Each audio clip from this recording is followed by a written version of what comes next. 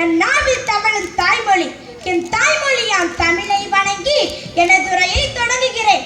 அனைவருக்கும் எனது அன்பின் வணக்கங்கள்.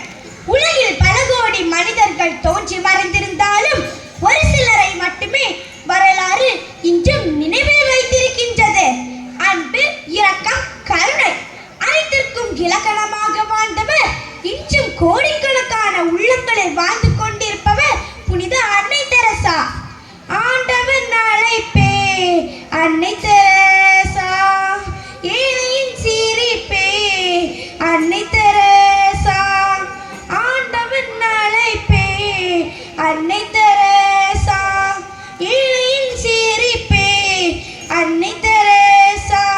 அன்பின் அழகே மனிதவழி எங்களை ஆசிர்வதி.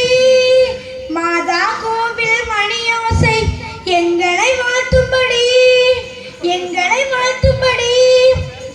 தென்கிழக்கு ஐரோப்பிய நாடான அல்பேனியாவில் 1910 ஆண்டு ஆகஸ்ட் 26ஆம் தேதி அன்னை தெரசா பிறந்தார்.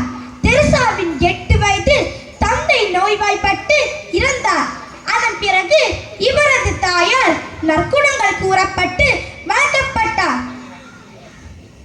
சிறு வயதிலே தன்னால் இயன்ற சேவைகளை செய்து வந்த தெரசா ஒரு முறை இந்தியாவின் மேற்கு வங்கம் பயணம் முடிந்து திரும்பிய அருள் சகோதரிகள் வாயிலாக இந்தியாவின் ஏழ்மை நிலையை அறிந்து கொண்டு இந்தியா செல்ல முடிவெடுத்தார்.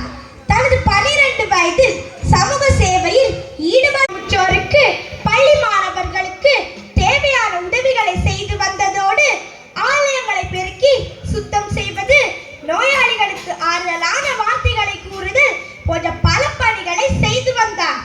இவர் பிரான்சு நாட்டின் அருள் சகோதரி தெரசா மார்ட்டின் அவர்களின் நினைவாக தனது பெயரை தெரசா என மாற்றிக்கொண்டார். இவர் அறக்கட்டளைகளை தொடங்கி நோய்வாய்ப்பட்டோர், உடல் ஊனமுற்றோர், குப்பையில் வீசப்பட்ட குழந்தைகளுக்கு அடைக்கலம் கொடுப்பது போன்ற பல சேவைகளை செய்து வந்தார். தொழுநோயாளிகளுக்கு நடமாடும் மருத்துவமனைகளை தொடங்கி தொழுநோய், காசநோய், HIV பாதித்தவர்களுக்கு தேவையான ஆலோசனைகளையும் வழங்கி அவர்களை பிறர் புறக்கணிக்க கூடாது என்ற விழிப்புணர்வையும் ஏற்படுத்தியவர் அன்னை தெரசா. பல பிரச்சனைகளுக்கு நடுவில் அமைதி நிலவ உதவி செய்தவர் அன்னை தெரசா. 1979 பெற்றார். அன்பினால் அரவணைத்த புனித அன்னை தெரசா 1997ஆம் ஆண்டு செப்டம்பர் 5ஆம் தேதி இம்மண்ணுலகை விட்டு மறைந்தார். மறைந்தும் மறையாமல் வாழ்கின்ற அன்னை தெரசா என்றால் அது மிகையாகாது. இறுதியாக இரக்கத்தான் பிறந்தோம், அதுவரை இரக்கத்தோடு வாழ்வோம் என்ற